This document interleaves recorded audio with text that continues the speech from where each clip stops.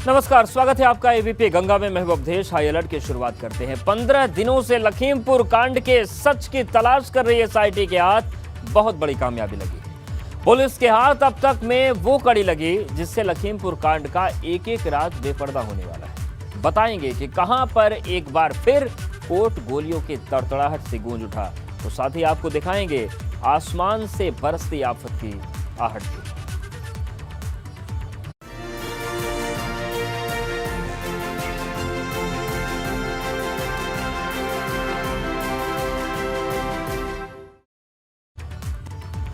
लखीमपुर कांड का हर राज खुलने वाला है।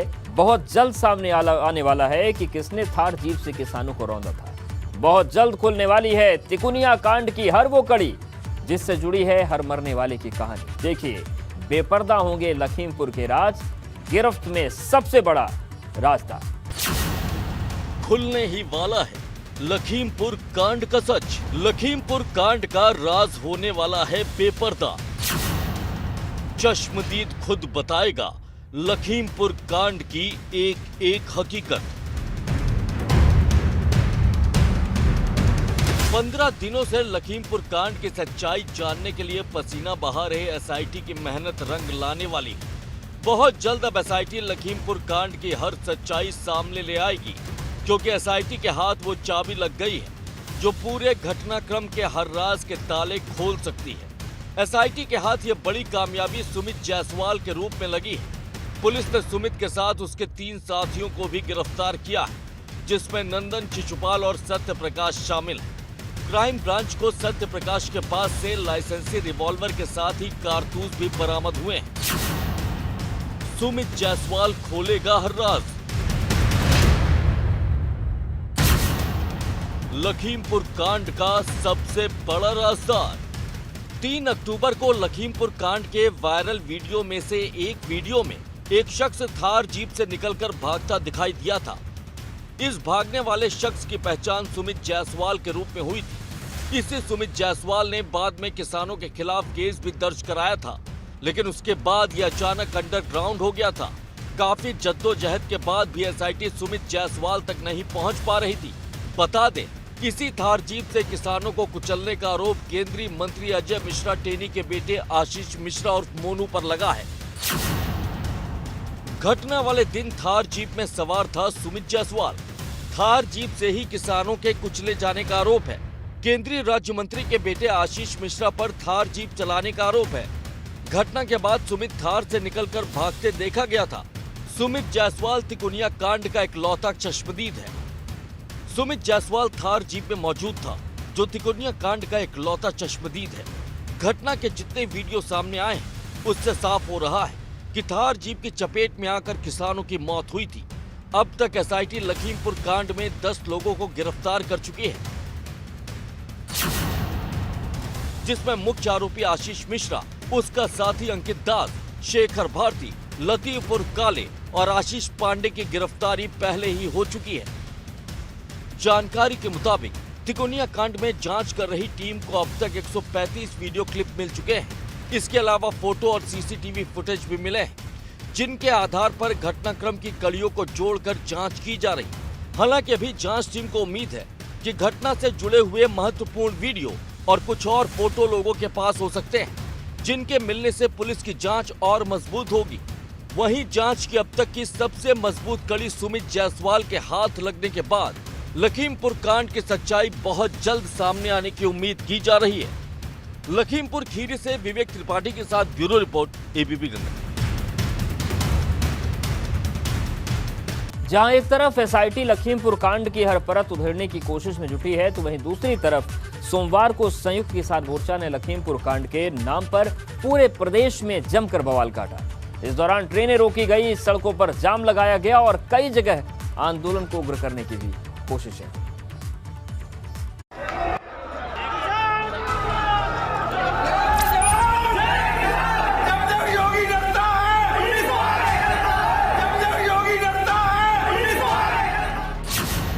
किसानों के आंदोलन का लोग हुए शिकार।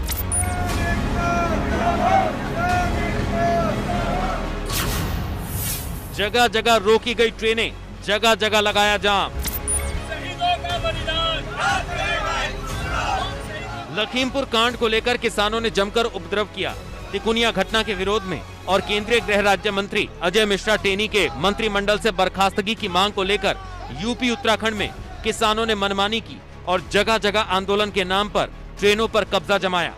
कई जगह किसान रेल पटरियों पर बैठ गए तो कई जगह पर किसानों ने प्लेटफॉर्म पर कब्जा कर लिया।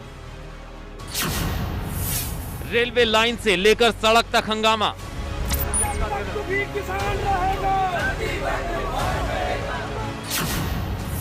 किसानों ने ट्रेनों के किए चक्के जाम, आंदोलन से बिगड़े लोगों के काम।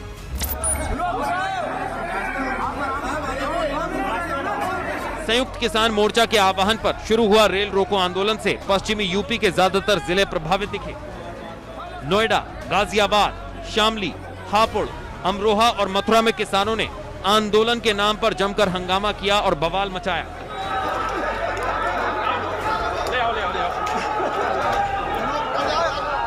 कई जगह पर किसानों और पुलिसकर्मियों के बीच हाथापाई भी हुई। किसानों ने इस दौरान जबरदस्त हंगामा किया। पुलिस बैरिकेडिंग लांघने की भी कई जगह कोशिशें हुई, जिसमें पुलिस को आंदोलनरत किसानों को रोकने में खासी मशक्कत का सामना करना पड़ा। किसी की छूटी गाड़ी, कोई ऑफिस को हुआ लेट। किसानों के आक्रोश में फंसे लोग और ट्रेन।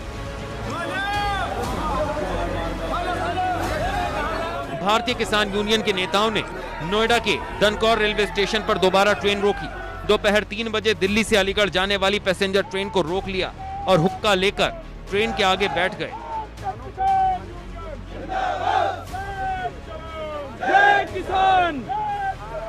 काफी देर तक ट्रेन रेलवे स्टेशन पर खड़ी रही। इस दौरान किसान नारेबाजी करते रहे और लखीमपुर कांड के साथ साथ कृषि कानूनों के विरोध करते दिखे।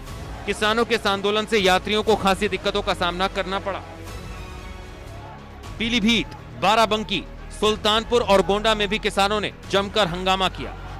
लखीमपुर कांड में केंद्रीय गृह राज्य मंत्री अजय मिश्रा टेनी के इस्तीफे की मांग के साथ ही 10 महीने बाद भी कृषि कानून वापस न लेने के विरोध में जगह जगह किसान नेताओं ने सड़कों पर जुलूस निकाला और प्रदर्शन किया। इस दौरान कई जगह पर पुलिस ने प्रदर्शनकारियों को हिरासत में भी लिया।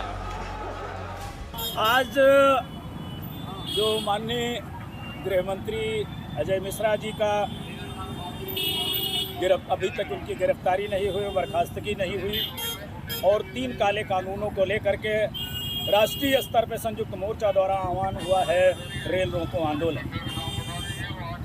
आज हम सारे लोग ये संदेश देना चाहते हैं फिर शांतिप्रिय ढंग से माननीय मोदी जी को कि आप एक तरफ ये कहते हो हम किसानों की आय दुगनी करेंगे, लेकिन अभी तक आपका 7 साल बीतने जा रहा है, एक भी ऐसा फार्मूला नहीं आया है कि जहां हमारी आमदनी दुगनी हो जाए।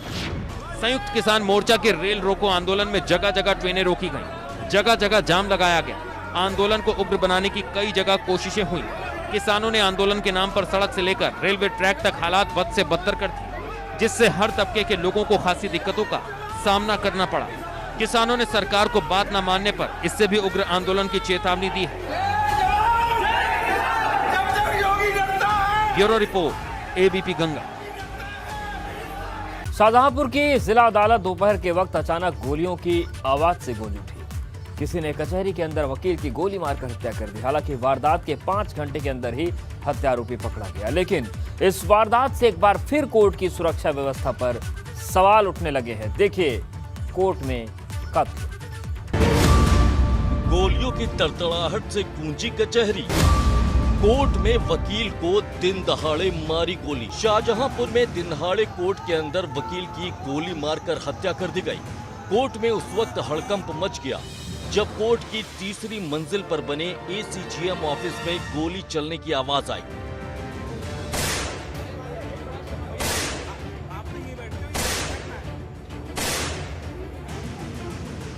जब वकीलों ने रूम के अंदर जाकर देखा तो मौके पर वकील भूपेंद्र प्रताप सिंह की खून से लथपथ लाश पड़ी थी और मौके पर एक तमंचा भी पड़ा हुआ था। देखते ही देखते खबर पूरे कोर्ट परिसर में फैल गई और कोर्ट में अफरा तफरी मच गई।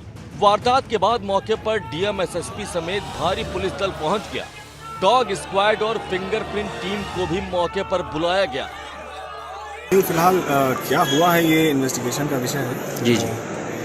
तो सूचना यह है कि वहाँ ACGM फर्स्ट के कार्यालय पर वहाँ 2-3 और भी कार्यालय हैं उसी कक्ष में ही। तो वहाँ एक उनके यहाँ जो क्लर्क थे उनके सामने खड़े थे और क्लर्क का कहना अभी तक जितनी बात हुई है साहब जो फाइल कुछ दे रहे थे तब तक मुझे गोली की आवाज़ सुनाई पड़ी, वो नीचे गिर पड़े और ये भी कह रहा कि अगल बगल को था नहीं। इस वजह से देखते हैं क्या बात है।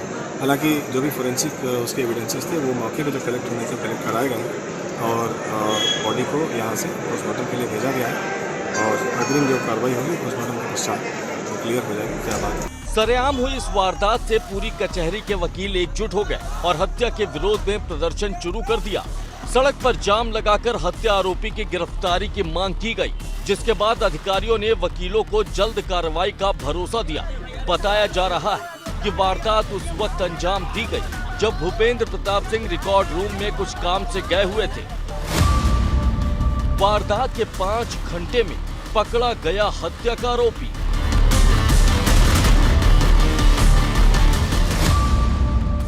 चौबीस मुकदमों से गुस्साए शख्स ने वकील की हत्या की। हत्या की जानकारी मिलने के बाद मौके पर पहुंचे वकील के परिजनों ने सुरेश कुमार गुप्ता और उसके 2 बेटों पर हत्या का केस दर्ज कराया है। बताया जा रहा है कि पुलिस ने आरोपी सुरेश कुमार गुप्ता को गिरफ्तार भी कर लिया है और पुलिस के सामने आरोपी ने गुनाह भी कबूल कर लिया है। अभी तक मिली जानकारी के मुताबिक आरोपी ने पूछताछ में बताया कि वकील ने उसके खिलाफ 24 मुकदमे दर्ज करा दिए थे और इसी बात से परेशान होकर उसने इस वारदात को अंजाम दिया था। ये चूंकि वकील ही इसमें जो अधिवक्ता ही हैं जिन्होंने ये घटना की है वो भी खुद अधिवक्ता हैं और जो मृतक है वो भी अधिवक्ता हैं और थोड़ी सी ये दिक्कत आती ज़रूर है। एक व्यवहारिक परेशानी है कि जब अधिवक्ताओं की फ्रिस्किंग होती है तो थोड़ा रेजिस्टेंस होता है।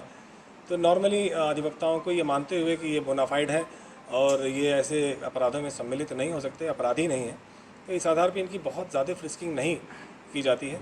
यद्यपि गेट नंबर 4 पे जिनकी भी ड्यूटियां थी उनको निलंबित कर दिया गया है और उनके खिलाफ जांच संस्थित कर दी गई है जिसको पुलिस अधीक्षक ग्रामीण करेंगे। कोर्ट परिसर में असलहे के साथ हत्या के आरोपी का दाखिल होना कोर्ट की सुरक्षा व्यवस्था पर सवाल खड़े कर रहा है। मामले में लापरवाही को देखते हुए एसपी ने कचहरी की सुरक्षा में लगे एसआई और 3 सिपाहियों को निलंबित कर दिया। शाहजहांपुर से ब्यूरो रिपोर्ट एबीपी गंगा।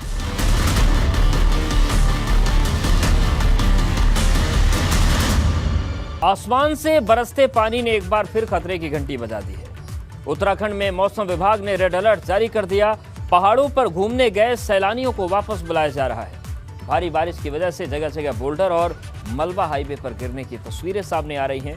देखिए नीले पानी का लाल खतरा। भारी से बहुत भारी वर्षा होने की संभावना है। उत्तराखंड में तबाही वाली बारिश का रेड अलर्ट।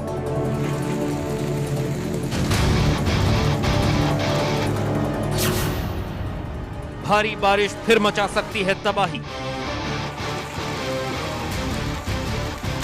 उत्तराखंड में एक बार फिर तबाही के बादल मंडरा रहे हैं। मौसम विभाग का अनुमान है कि भारी बारिश फिर से तबाही मचा सकती है।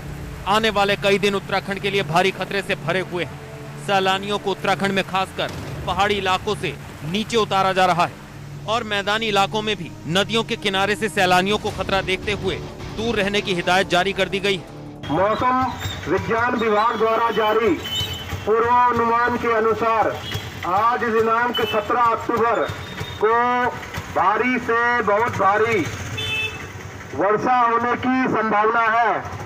अतः सभी यात्रियों से अनुरोध किया जाता है आज दिनांक 17 अक्टूबर को 4 धाम यात्रा एवं अन्य पहाड़ी पर्यटक स्थलों के लिए प्रस्थान न करें। 18 और 19 अक्टूबर मौसम का होगा बुरा असर।